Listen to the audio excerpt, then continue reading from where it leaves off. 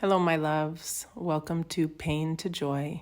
My name is Danielle Phd, and I want to say a wholehearted thank you for being here today and sharing this time with me. Before we begin, I am going to place one hand on my heart space, and if my phone was not in my other hand, I would place it on my lower belly. Feel free to join if that feels good for you. And I'm going to take a deep, long breath into my belly. And an even longer exhale.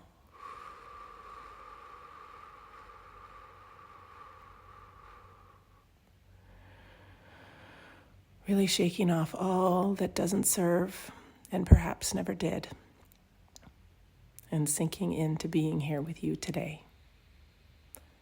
I wasn't sure if I would record or release a podcast this week. Still to be determined, as I am aware of outdoor noises, upstairs noises, roommates potentially coming home noises. However, I'm going to give it a go. You never know if you don't try. I actually didn't know if I'd be living here past this coming week. That had been uncertain. And on Friday, I finally had the opportunity to connect with the director of a school, not the school I'm attending. And he did let me know that I can stay here. I can stay in the room that I'm in. And I'm so thankful. But what's really beautiful is I would have been okay if I couldn't.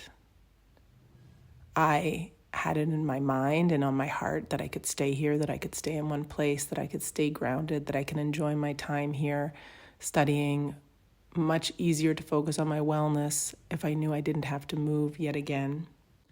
And so I am incredibly thankful to be able to be here, to stay here as long as I like, within the confines of how long a Canadian can stay in Europe, in Italy, for example. But again, I was okay if I didn't get to stay here.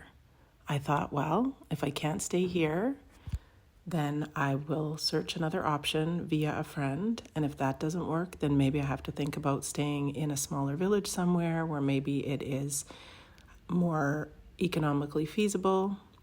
But I let it all be okay. I didn't expend my energy on stress or worry. I thought, if I can't stay here, I'll figure it out, because everything is figure-outable. And as much as I really would like to be in Florence, this is kind of like a heart city for me, somewhere where I felt that I'm meant to be, that I'm supposed to be, that I love being. If the time is cut shorter than I anticipated and I desired, then I would make the best of my time and I would see where the wind takes me. And I'm thankful that I get to stay here. I'm thankful that the conversation on Friday, that I was prepared to explain myself and barter and do whatever I had to do, was less than 60 seconds long with a, yep, this is how much you pay every 4 weeks. And yep, how long would you like to stay? Great. Okay. Buongiorno. Have a great day. But how many times in our lives do we worry so much about the outcome? Do we stress so much about what might happen, what could happen, what we don't want to have happen, that we don't even feel great when the thing that happens that we wanted to happen does happen? But how often in our lives do we stress so much about a desired outcome without pausing to recognize that no matter what, we will be okay? And I think from a nearly decade long of being in a court case for a car accident that happened back in 2010, I lived from a state of fear. I lived from a state of, how's it all going to turn out? Am I going to be okay? I mean, there were times when I had no income, couldn't pay my bills. Thanks to the generosity of my parents, I was able to keep my home. And it was so stressful. But it all worked out. And if it hadn't, if I had lost my home, if I couldn't stay in it, I am incredibly lucky and thankful and blessed that I have so many people who love me I know even to this day will say, you can stay on my couch, you can stay in our guest room. We'd love to have you stay. I also acknowledge that not everyone has a soft place to land. I acknowledge that there are times in our lives where we feel like there is no way out. But for me, with time and wisdom and experience, I've learned to mostly not stress and not worry, not about me, not about others. I use my energy to believe. I use my energy to believe that it will all work out. It might not work out in a way that I imagined. I actually kept saying to myself the last few weeks when I wasn't connecting with the director of the school, and I would go and they would say, oh, come back this day. Oh, come back that day. It's better to talk to him in person. And I would walk away and I would think, I will talk to him at the perfect time and it will all work out more extraordinarily than I can even imagine. Everything is happening for me. And I know that horrible things happen in our lives and in the world. And therefore, how can I say that? I say it within the context of no matter what happens, may we all grow to trust and believe that we are strong, that we are resilient, even when we wish we didn't have to be, but that we have tools to handle situations as they arise. That when even the most challenging things happen, we have choices. And the choice that I choose is to look at situations as opportunities to grow from and learn from.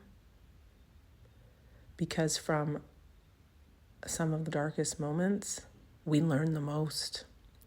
2 friends sent me a reel the other day where the lady was talking about it can't always be sunny, and when it's raining, that can be a time where we're planting seeds and the soil is becoming fertile, that we appreciate the sunshine after the rain so much more.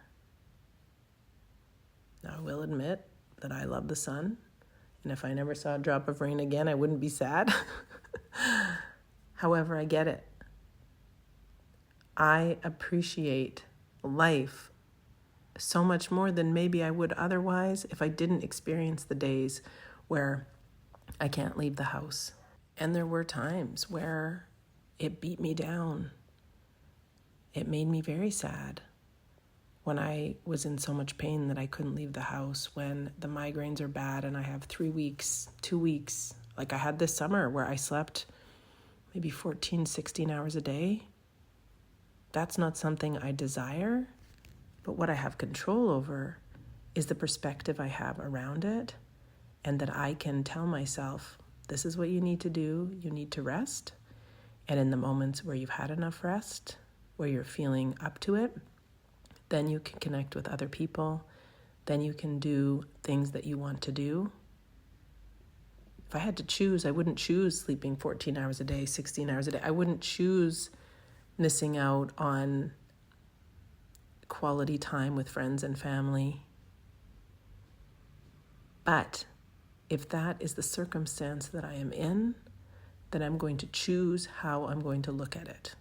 And I'm going to look at it as necessary for me to heal, for me to look at what I could be doing differently so that I don't push myself too far the next time. It gives me an opportunity to be loving and kind and compassionate to myself and say, hey, you really overdid it those last few days. You got to have some incredible moments with family and friends. And now, my love, you've got to rest.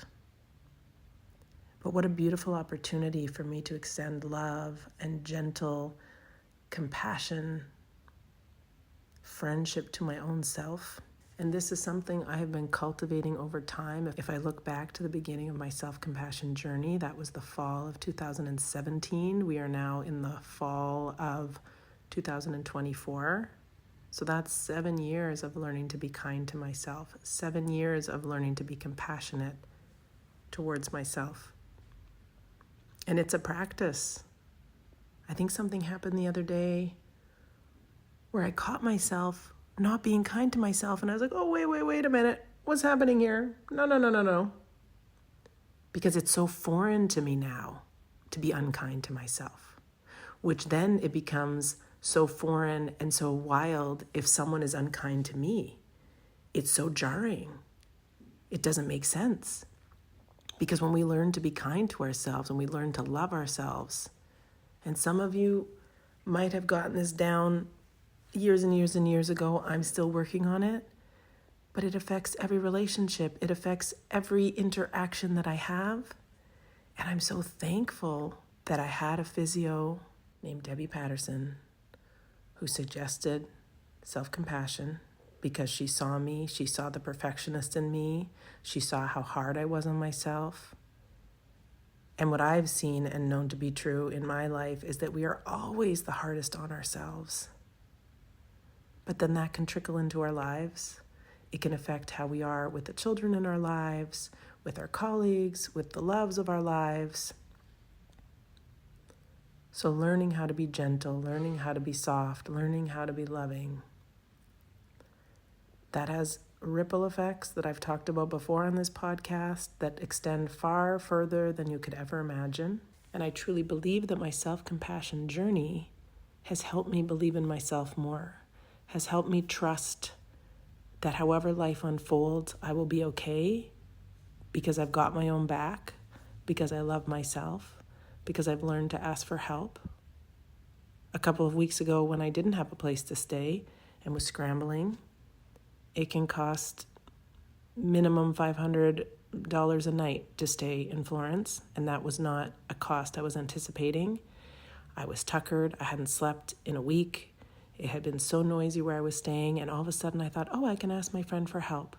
And I think that came because I've learned to be loving towards myself, and therefore a way to be loving towards myself is to take the path of least resistance, is to say, hey, I would help a friend in a heartbeat.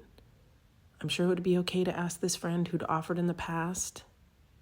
But all of that, as I'm connecting the dots even now in the moment, comes from self-love, self-compassion, allowing myself to take up space, allowing myself to be loved. And when you start to give yourself the same love that you give everyone else, then you start to receive it, even though you don't need it, even though you don't want it.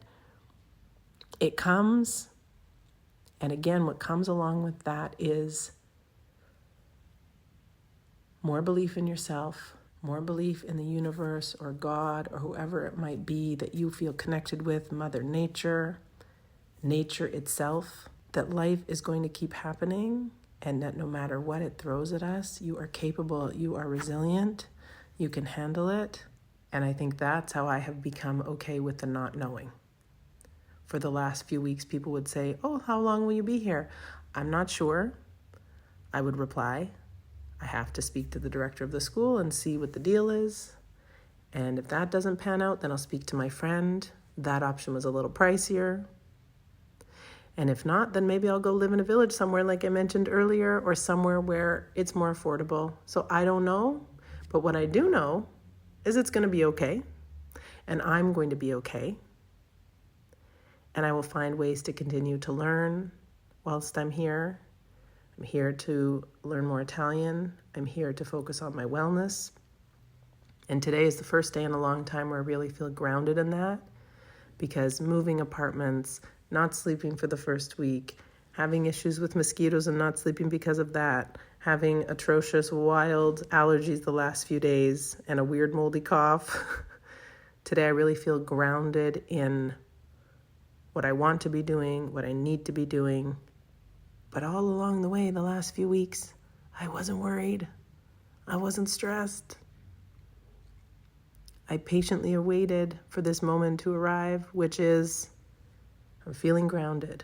And I'll be honest, I started this podcast yesterday. Today is Tuesday at 11:04 a.m.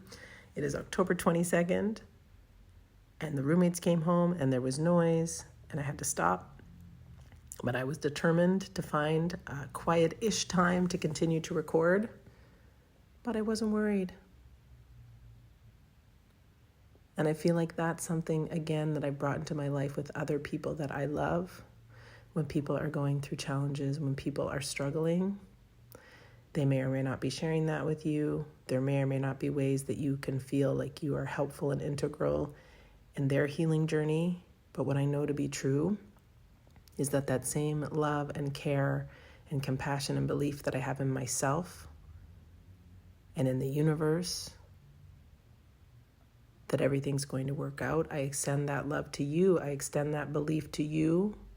I extend that love and belief and trust to everyone in my life, that they are capable, that I'm here if they want to reach out for help. But what I've learned not to do is use energy for worry, because that steals the power from people. And I lived in a victim state for a long time where I didn't believe in myself. I didn't know that I didn't believe in myself, but I was scared and terrified. And sure, it had to do with losing my house and finances and not being able to do the job that I loved, all of those things. But what I learned over time was, if we see people as capable, if we believe in them, even if we're not telling them, even if it's behind the scenes in our prayers at night or in the morning, when we're meditating, when we're on a walk and somebody crosses our mind and we think of them and we send them good vibes, I feel like that is a way to navigate the challenges of life, the challenges in our lives, the challenges that others have, trusting and believing in them, that they are capable, that they are going to be okay, that life is happening for them, to learn from, to go from. And we're not all on the same path at the same time. We're all evolving differently. Sometimes I might share things and people might have no idea what I'm talking about, and you might share something and I might not have a clue what you're talking about, because we are in different spots on our journeys. But I can still believe in you, and I can still trust that you're going to be okay. And if you're someone who's close to me, I can trust that you know that I am here and that I love you, and I would do anything that I could to help you. And as I said that, I felt it deep in my heart chakra and my solar plexus. I would have and will always show up for you. But what feels really grounded is that I've learned to show up for myself. And learning to show up for myself in loving and compassionate, kind and gentle ways, that is something that has taught me to be okay with not knowing. That is something that has taught me to be able to welcome challenges with open arms, because every challenge is an opportunity for growth, for evolution, for learning, for new wisdom, for the possibility to help someone else when they go through something similar. And as much as I wrote out 5 little notes yesterday about what I was going to talk about, I don't think I realized that it is, in fact, the self-compassion, self-love journey that has allowed me to be okay with not knowing. And that is beautiful. And I'm thankful. And as I have done in the past, I will link Kristin Neff, Christopher Germer, Brené Brown in the podcast notes. It is their works and their books, and a series that unfortunately no longer exists on Courage Works with Kristin Neff and Brené Brown. It was a short series with a self-compassion booklet that really got me on my way to loving myself more, which helps me love others more in better and boundaried ways. And it helps me love life more than I already did. And I love life a whole lot. And I love that you chose to be here today. And wherever you're at on your self-love, self-compassion journey, it's okay. You're doing it. I know for me, it will be a lifelong practice, but every day that I get an opportunity to extend loving kindness, compassion towards myself, just makes life a lot easier. It makes this world a lot softer and gentler place to live in. And even if harsh things come up against me, situations, people, etc., I'm just able to roll with it so much more easily, with so much more ease and confidence. Because I know I've got this, because I know that no matter what, I will be loving myself through it. And I hope that whatever you're moving through, you are loving yourself through it. And I am sending you love from Firenze, appreciating you and reminding you that the best is yet to be.